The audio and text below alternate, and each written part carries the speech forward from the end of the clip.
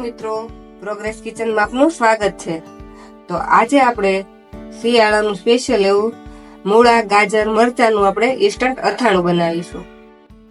તો શિયાળામાં અત્યારે આપણે માર્કેટમાં આવા લાલ ગાજર મળવા જ માંડ્યા છે। તો આપણે આજે અથાણું બનાવીશું તેવા લાલ ગાજરમાંથી બનાવીશું।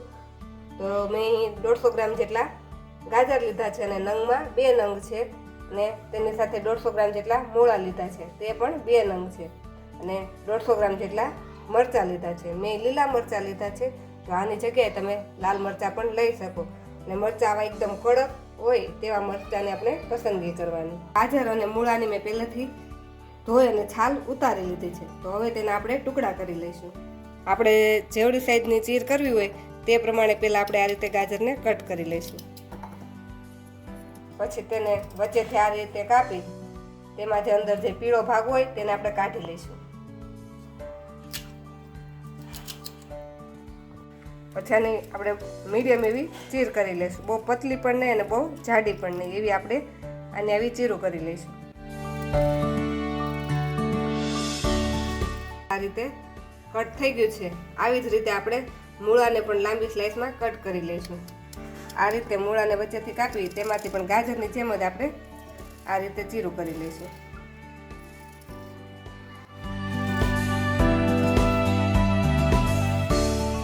મૂળો અને ગાજરનું કટિંગ થઈ ગયું છે।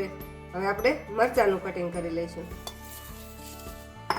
મરચાંમાં પણ આ રીતે ઉપરથી આ ભાગ કાઢી નાખીશું અને તેને વચ્ચેથી આ રીતે કાપી લઈશું અને તેને આપણે આ રીતે કાપી અને તેના આ રીતે 4 ભાગ કરી લઈશું।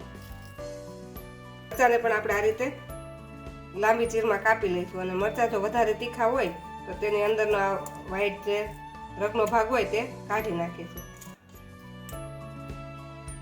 આવી રીતે આપણે બધા મરચાંને પણ કટ કરી અને ગાજરને મૂળાની સાથે મિક્સ કરી દઈશું। તો આપણા ગાજર, મૂળા અને મરચાં બધું કટિંગ થઈ ગયું છે। તો હવે તેમાં આપણે 1 ચમચી જેટલી હળદર નાખીશું અને 1 ચમચી જેટલું મીઠું નાખીશું। આ મીઠું આપણે જે રેગ્યુલર સફેદ મીઠું હોય તે જ વાપરવાનું। ગમે તે અથાણું બનાવતા હોય તેમાં આપણે સિંધો નમકનો ઉપયોગ નહીં કરવાનો, પણ આ જે વ્હાઈટ મીઠું હોય તેનો જ ઉપયોગ કરવાનો। તેમાં હવે આપણે 1 લીંબુનો રસ નીચવી દઈશું। હવે આ બધી જ વસ્તુને આપણે સરસ આ રીતે ચોળીને મિક્સ કરી દઈશું। હંમેશા અથાણું બનાવતા હોય ત્યારે લીંબુ અને મીઠુંનું પ્રમાણ ચડિયાતું રાખવાનું। આ મીઠું અને લીંબુ છે તે અથાણામાં પ્રિઝર્વેટિવનું કામ કરે છે। આપણે બધી જ વસ્તુ સરસ મિક્સ થઈ ગઈ છે। હવે તેને ઢાંકીને આપણે 10 મિનિટ માટે રહેવા દઈશું। મૂળા, મરચાં, ગાજરને આપણે 10 મિનિટ માટે સાઈડમાં રાખેલા છે, ત્યાં સુધી આપણે મરચાંનો મસાલો બનાવી લઈએ। બનાવવા માટે મેં અહીં 3 ચમચી રાઈના કુરિયા લીધા છે, તેને આપણે એક વાસણમાં આ રીતે નાખી દઈશું। સાથે મેં 1 ચમચી જેટલા મેથીના કુરિયા લીધા છે। આમાં તમે ખાલી રાઈના કુરિયા નાખો તો પણ ચાલે, મેથીના કુરિયા ન નાખવા હોય તો ચાલે। અને તેની સાથે મેં અધકચરી વાટીને 1 ચમચી વરિયાળી લીધી છે। વરિયાળીને આપણે આ વચ્ચે નહીં નાખીને સાઈડમાં નાખીશું, તેથી આપણે એમાં તેલ નાખીએ ત્યારે તે બળી ન જાય। તેની સાથે આપણે 4 નંગ લવિંગ લીધા છે, તેને આ રીતે વચ્ચે રાખી દઈશું।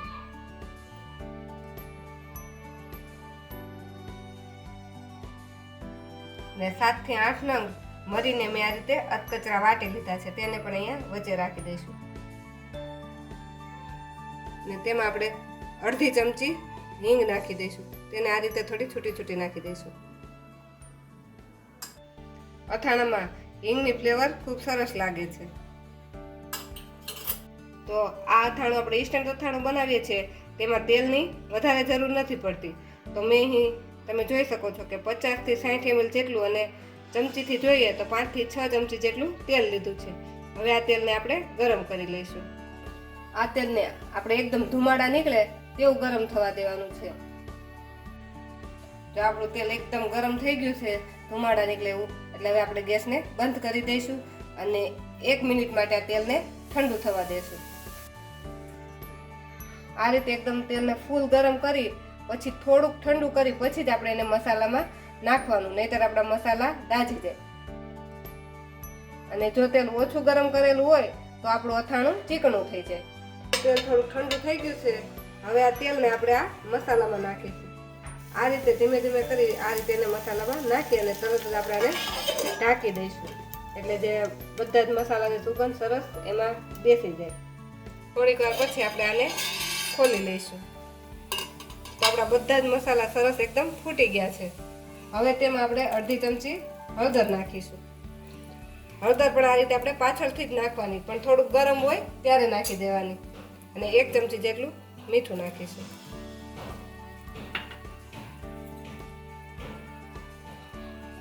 હવે આ બધી જ વસ્તુને આપણે મિક્સ કરી દઈશું.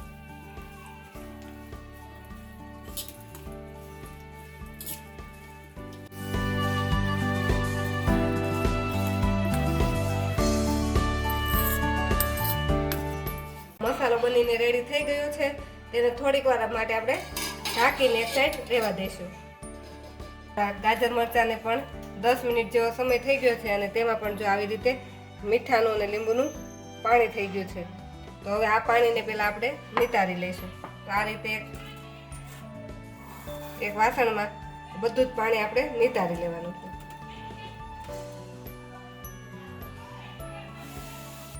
આ રીતે ચાળણીમાં નિતારી થોડીક વાર માટે આ રીતે આપણે કોરા થવા દઈશું, જેથી તેમાં વધારાનું પાણી હોય તે બધું નીકળી જાય.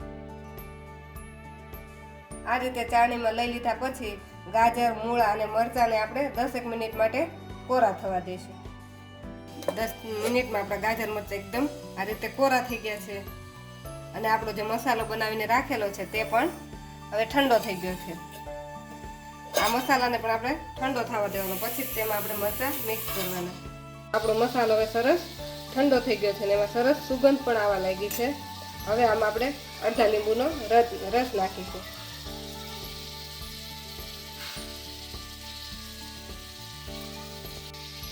હવે આને મિક્સ કરી લઈશું. બધા મસાલા મિક્સ થઈ જાય એટલે પછી આપણે જે ગાજર, મરચાં અને મૂળાને કોરા કરીને રાખેલા છે તે તેમાં નાખીશું.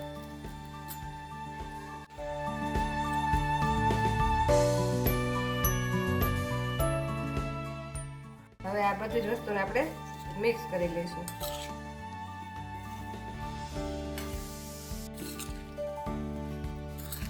આવી રીતે આપણે મિક્સ કરીશું એટલે બધો જે મસાલો છે તે ગાજર, મરચાં અને મૂળા સાથે એકદમ સરસ કોટ થઈ જશે. જો જમવા સાથે આવું ઈસ્ટર અથાણું ખાવા મળે તો જમવાનો સ્વાદ અનેક ગણો વધારી દે છે. આ અથાણાને તમે 5 થી 6 દિવસ માટે રાખી શકો છો અને ફ્રીજમાં એને 15 દિવસ સુધી સ્ટોર કરી શકો છો. તો આપણું આ ઇન્સ્ટન્ટ ગાજર, મૂળા, મરચાંનું અથાણું બનીને રેડી થઈ ગયું છે. જો તમને મારો આજનો વિડીયો ગમ્યો હોય તો અમારા વિડીયોને લાઈક કરો અને પ્રોગ્રેસ કિચન ચેનલને સબસ્ક્રાઈબ કરો.